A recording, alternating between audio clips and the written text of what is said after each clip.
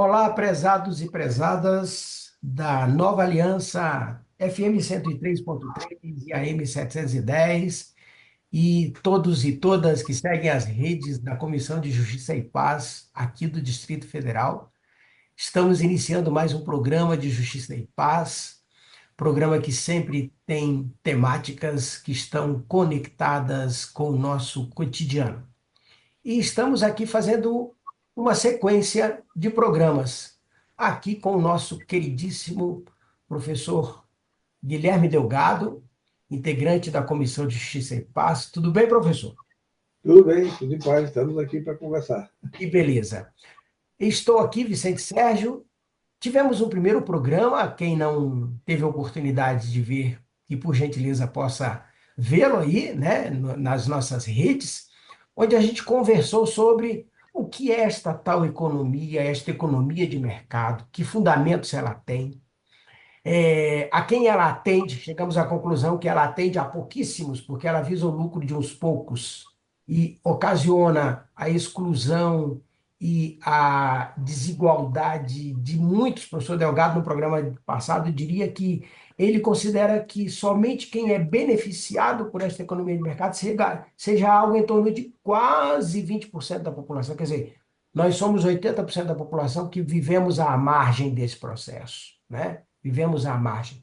E o professor Delgado nos apresentava a proposta de Papa Francisco e da doutrina social da Igreja, que é o debate de uma economia com base no humanismo solidário que visa o bem comum em todo o seu espectro.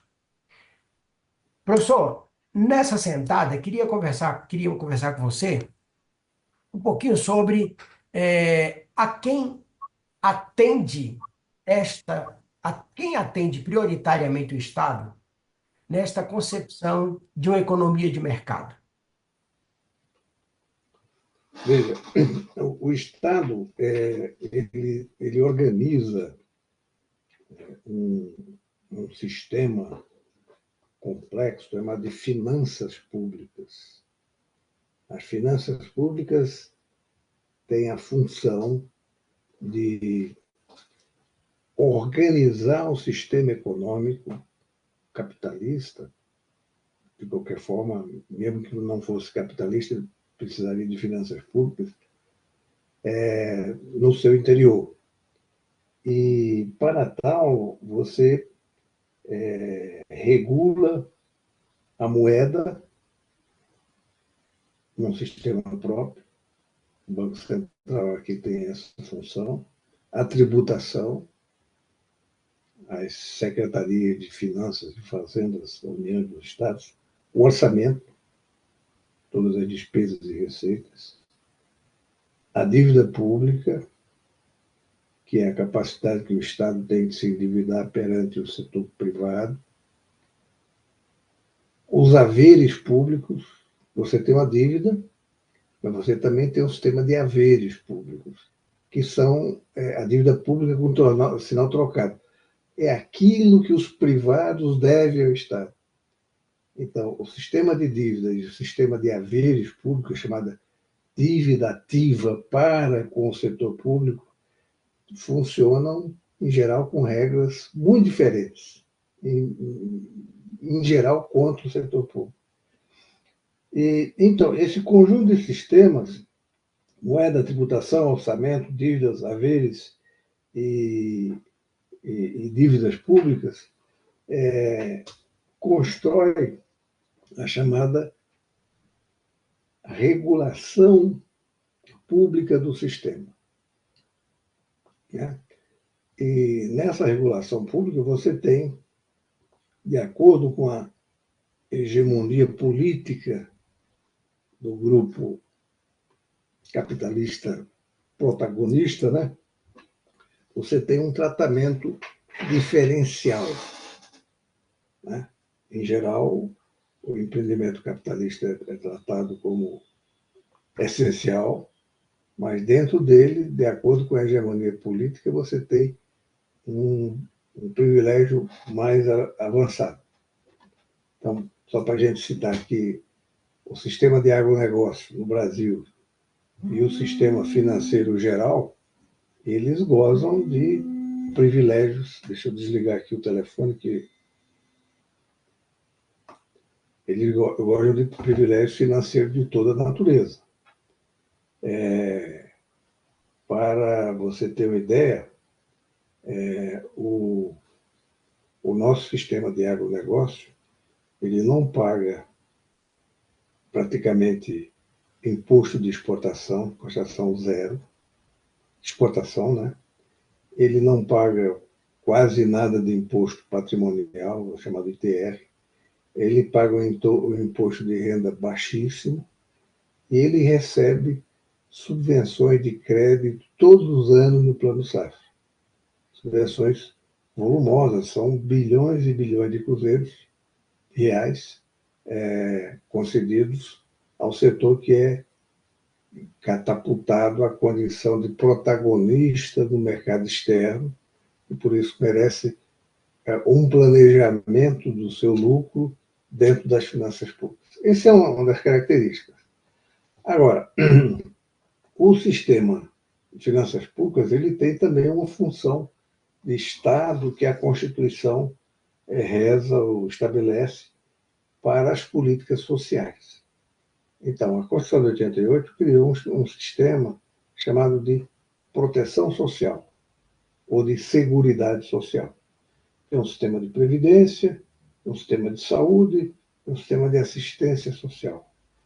Esses sistemas são mantidos por um orçamento específico, que é o chamado Orçamento da Seguridade Social, que está dentro do orçamento de Estado, orçamento fiscal. Pois bem, você pode ver que na discussão corrente e concreta dos mercados, sempre se está propondo um ajuste fiscal dentro das políticas sociais, que é para gerar mais superávit primário para o serviço da dívida pública. Então, o sistema, ele, embora contendo esses anteparos do ponto de vista de justiça social, como é o caso da Seguridade Social, ele está sempre sob ataque, porque o sistema de proteção social, é claro que é oneroso, porque você tem uma sociedade desigual. Se nós tivéssemos 80% de ricos e 20% de pobres, o sistema seria outro, mas não é o caso. Né? Então, atender às demandas do sistema financeiro e do sistema hegemônico no setor externo, que é o agronegócio, se faz, na atual conjuntura, a custas de cada vez mais compressão dos recursos que vão às funções de Estado, porque o Estado tem que fazer investimentos de infraestrutura, garantir segurança, mas principalmente, no caso que nos interessa aqui, garantir funcionalidade das políticas sociais para cumprir aqueles mínimos vitais, né?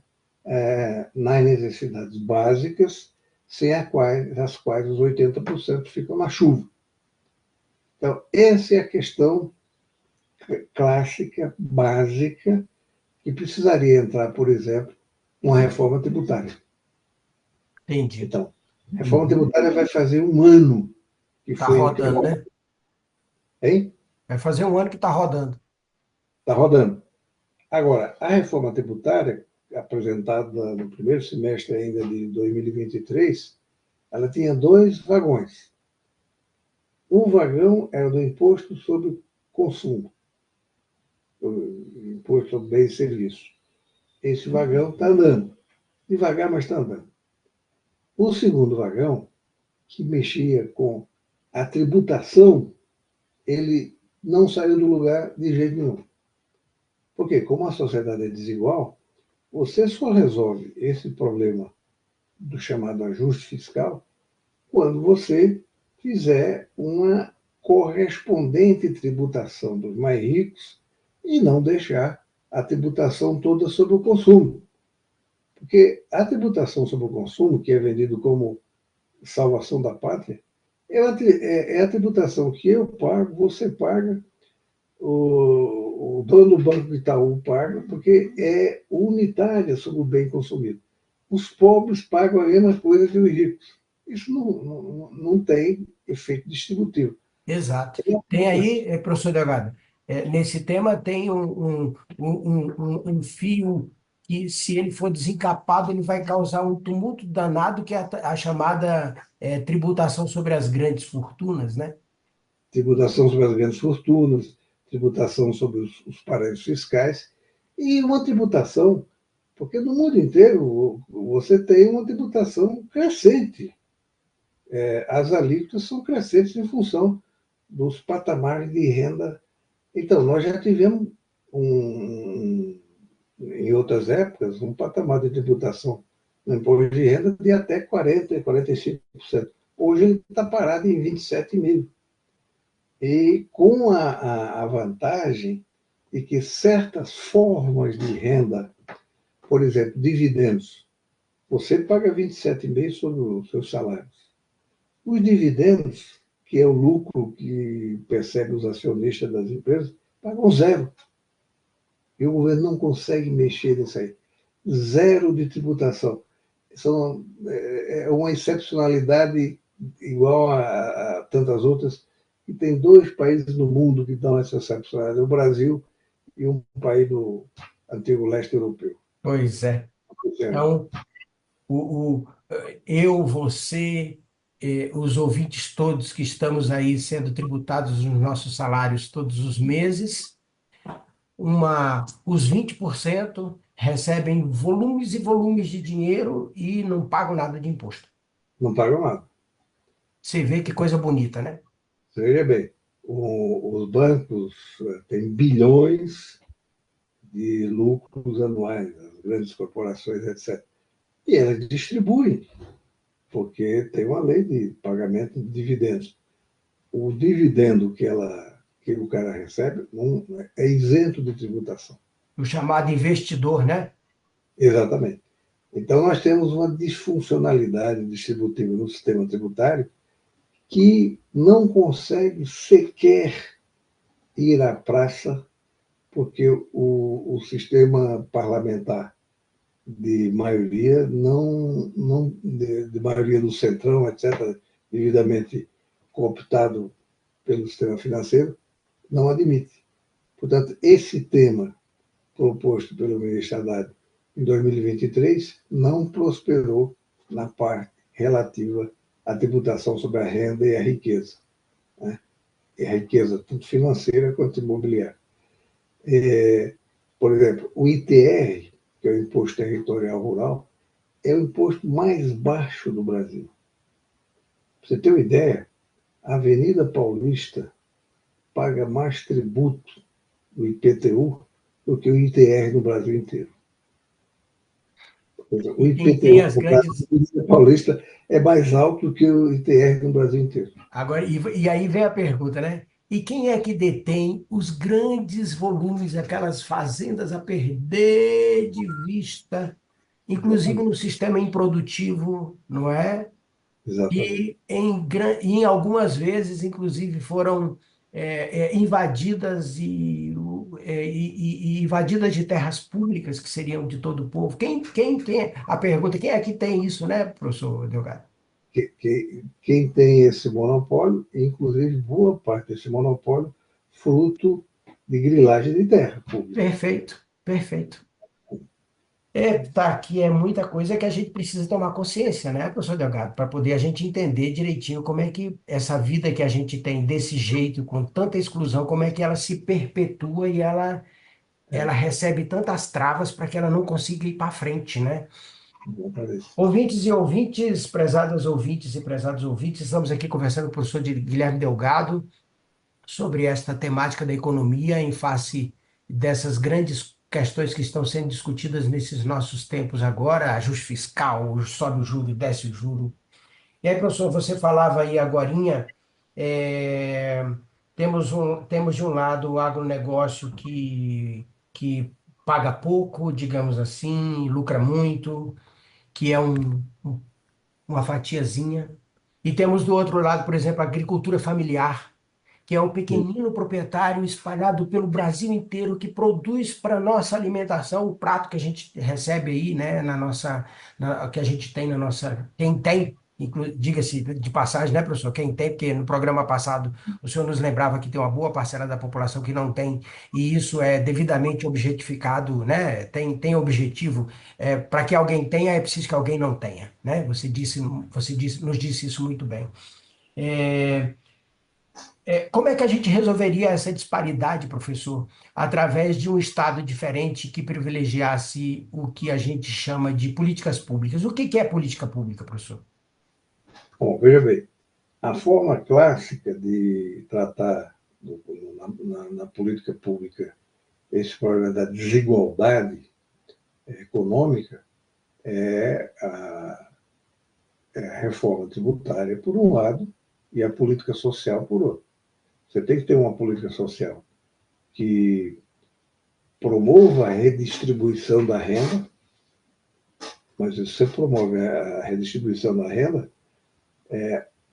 taxando os muito ricos e distribuindo nos escaninhos da necessidade básica, que são as políticas sociais de atenção básica à saúde, atenção à educação, à alimentação, à construção imobiliária popular, etc.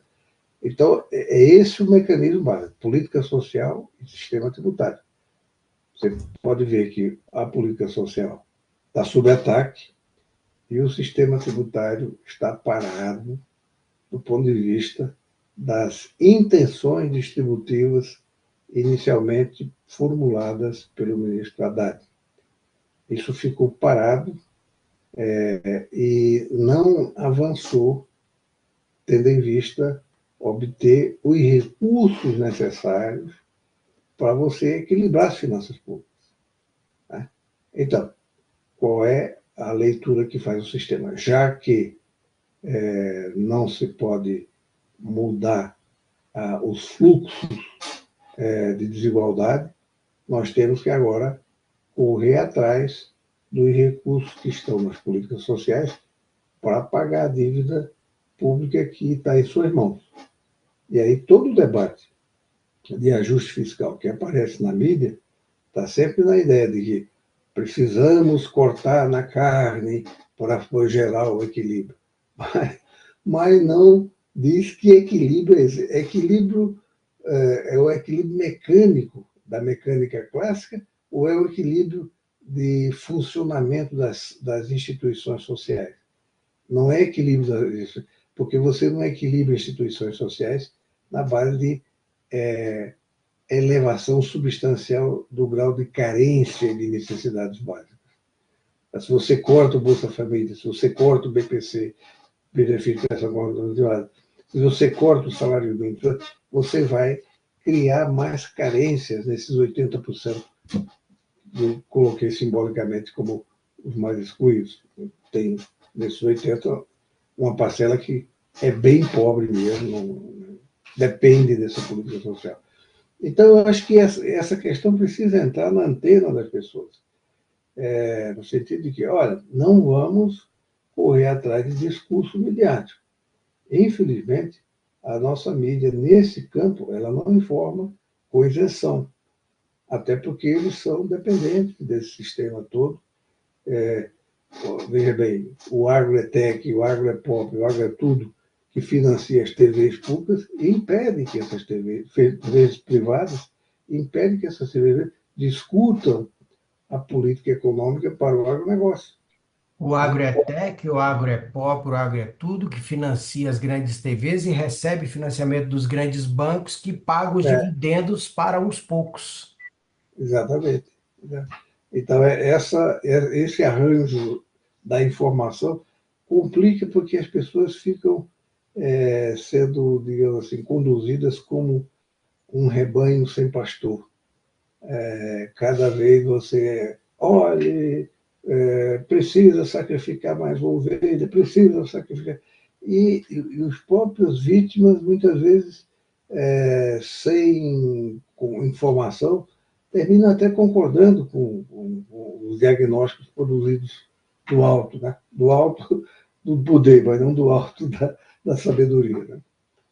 Perfeito. E aí, professor, essa sua fala me faz lembrar aqui, prezados e prezadas ouvintes da Nova Aliança, e das redes, e daquelas que nos acompanham as redes, me faz lembrar algo que é muito importante, que termos clareza das escolhas que a gente faz para o legislativo federal, estadual, municipal, porque, no final das contas, essas alterações todas, essas mudanças todas precisam da lei, né, professor Sim, Delgado? sim, sim, No estado que vivemos, ele tem a lei, e essas coisas todas só podem ser modificadas pela lei. pela Se a lei. gente tem um parlamento com as pessoas que concordam com essa ideia de que é preciso, conforme a gente ouve, você vai primeiro fazer o bolo crescer para depois dividir o bolo. Se a gente tem quem pensa nisso, essas pessoas não vão querer fazer a mudança da ideia, né, professor? E a gente continua com essa perpetuação de questões de discriminação e de exclusão, né, professor? Exatamente. É Que isso. é, Esse que, é o problema. que é o que a gente vem enfrentando ao longo de toda a vida que a gente sempre experimenta e uma série de coisas naturalizadas. Nessa perspectiva, professor, política pública, nessa outra ótica de não exclusão, seria o atendimento a toda e qualquer necessidade, conforme você nos disse no programa anterior, daquilo que está esculpido lá na Constituição como os direitos sociais, né? Exatamente. Você tem, do ponto de vista jurídico, uma cobertura muito legítima dos direitos sociais básicos. Os direitos sociais básicos, ou seja, aqueles que estão acudindo necessidades humanas básicas do público que não pode acessar, mas precisa, você tem provisões no sistema de seguridade social, saúde, previdência, mas você tem provisões também em outras áreas, outrora até foram mais cuidadas, como programas habitacionais. Você tem um sistema de atendimento na política agrícola, a agricultura familiar, digamos assim, um pouco marginal, mas existe e tem cobertura na ordem constitucional. Agora, isso tudo num pacto político da Constituinte. Mas o tempo presente vem sendo um tempo de permanente desgaste dessas forças políticas que lá compareceram e colocaram essas demandas legítimas. Né? Então, a gente precisa rediscutir o Brasil nessa perspectiva. Que futuro nós vamos gerar com base numa ideia de desenvolvimento econômico, social, ecológico, etc., que dê solução e dê salvação à maioria da população. Do contrário, nós não temos futuro. O nosso futuro vai ser uma pauperização crescente da base da pirâmide social. Nós sabemos qual é o preço, qual é o significado. Insegurança pública, violência, criminalidade, enfim, o mal-estar geral daí decorrente. Né? E muita pobreza, muita miséria. Né? Então, eu acho que essa questão está colocada novamente porque as hegemonias econômicas que hoje dominam o quadro institucional são uma parte do problema e não uma parte da solução. Perfeito, professor. Você falava aí das consequências diversas, né, que esse processo das desigualdades propicia, violência, questão da segurança, e etc, etc. Eu lembrei aqui do desânimo, da desesperança que essa realidade causa, por exemplo, nas juventudes, né, professor? Sim, sim. o índice de suicídio, o índice de busca de terapias, porque as pessoas, né, a moçada que não vê sentido nesse tipo de vida que a gente naturalizou e que a gente às vezes coloca Deus como sendo o fiador desse negócio, né? Aquela coisa, mas fulano tá com tanta necessidade disso, Deus vai ter misericórdia. É certamente que Deus vai ter misericórdia, mas é porque Deus é sempre bom, né? Deus é sempre bom. Mas a gente tem que fazer a parte que nos Então, cabe, né, professor? A gente tem que fazer a parte que nos cabe, exigir do Estado que deixe de ser tão compensador para quem já tem tanto e tanto e tanto e tanto, e seja tão carrasco com quem não tem, porque na hora de fazer a benesse para o cidadão, a benesse não chega, mas na hora de cobrar do cidadão, a voracidade é intensa, né, professor?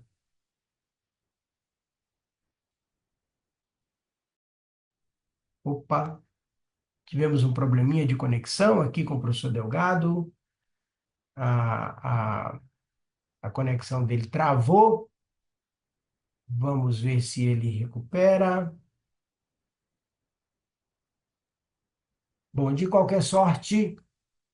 Nós estivemos então aqui, prezados e prezadas ouvintes da Rádio Nova Aliança, FM 103.3 e AM 710. Estivemos, e aqueles e aquelas que seguem as nossas redes, as redes da Comissão de Justiça e Paz, estivemos aqui conversando com o professor Guilherme Delgado, sobre este segundo programa afeto ao debate da economia. Professor, nosso tempo já está acabando, sua linha, sua conexão travou. Eu estava aqui fazendo uma síntese para os nossos ouvintes e para as nossas ouvintes, falando exatamente dessa questão, dessa desesperança toda que abala nossas juventudes, né? certo. Travou um pouquinho, mas eu cheguei a ver o Perfeito, perfeito, chegou. perfeito. Então, queremos agradecer aqui a todos, agradecer a você, professor, por mais essa oportunidade. Queremos ainda ver se aproveitamos sua presença para um próximo programa, porque ainda temos muita coisa para conversar sobre isso, mas de qualquer sorte, agradecer a sua presença nessa oportunidade, professor Guilherme Delgado, integrante da Comissão de Justiça e Paz, doutor em economia, e que trata das temáticas afetas à relação de economia, agricultura, política, previdência social e tantas outras questões. Prezados e prezadas ouvintes, acompanhe a seguir a reflexão semanal da nossa queridíssima teóloga Simone Furquim e logo em seguida acompanhe o programa do nosso prezadíssimo cardeal Dom Paulo. Um abraço a todos e todas, um abraço para você, professor. Até uma Abraço, próxima. até a próxima. Até mais, minha gente. Até mais.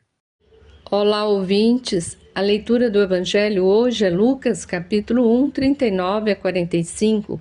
Nela relata o encontro de Maria e Isabel, sua prima.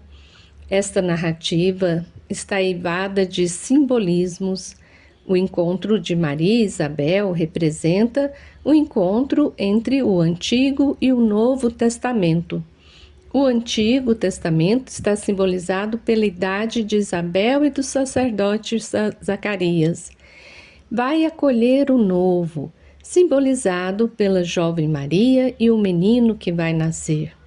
Do Antigo nascerá o profeta que do ventre da mãe já sinaliza o novo que virá, o menino Jesus. A leitura diz que Isabel ficou cheia do Espírito Santo e exclamou em alta voz de alegria. Foi o Espírito Santo que inspirou Isabel a acolher essa novidade. O evangelista entende que é o Espírito Santo que inspira a Igreja cristã a acolher o menino que vai nascer dentro de cada um de nós. Exultante de alegria, Isabel exclama aos gritos as bem-aventuranças, pois as promessas de Deus foram cumpridas. Bem-aventuradas és tu que acreditaste, pois cumprir-se-á o que te foi prometido da parte do Senhor. O evangelista percebeu a ação de Deus na história humana. Deus visita seu povo, assim como visitava no Antigo Testamento. No livro de Samuel, há o relato em que a arca de Javé, a arca da aliança, ficou na casa de Obed-edom por 3 meses, abençoando toda a família. A arca representa a presença de Deus. É o santuário que migra de casa em casa, não ficava fixado em um templo. Lucas faz memória do Deus do Êxodo, que caminha com o povo e habita em tendas.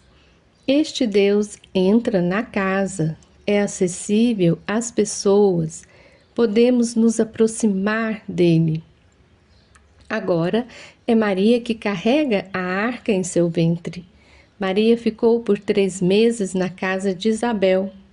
É Deus visitando e abençoando toda a família. E desde o início, Maria colocou-se a serviço deste reino. O evangelista ensina a comunidade cristã e a nós, hoje, a importância de sermos também como a arca, ou seja, carregar em nós, em nossas ações e palavras, o Deus amoroso. E assim como Maria, sair de nosso comodismo e estar com o outro, estar a serviço e levar a alegria do Evangelho. João estremece no ventre de Isabel, anunciando a vinda do Senhor Jesus. É o advento. Oremos e cantemos de alegria por estes sinais de sua vinda. Amém.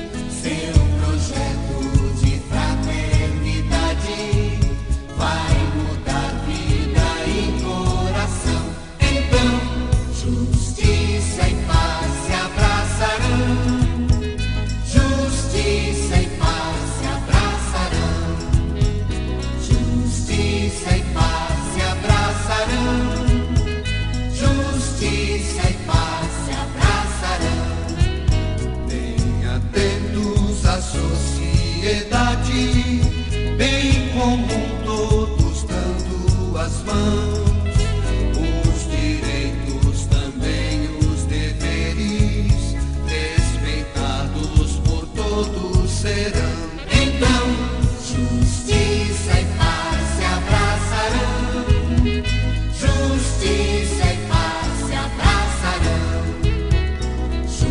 justiça e paz se abraçarão.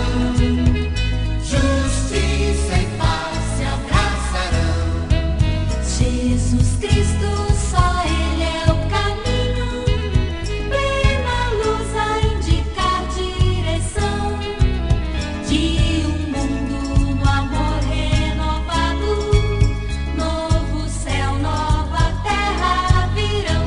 Então, justiça e paz se abraçarão, justiça e paz se abraçarão, justiça e paz se abraçarão, justiça e paz se abraçarão.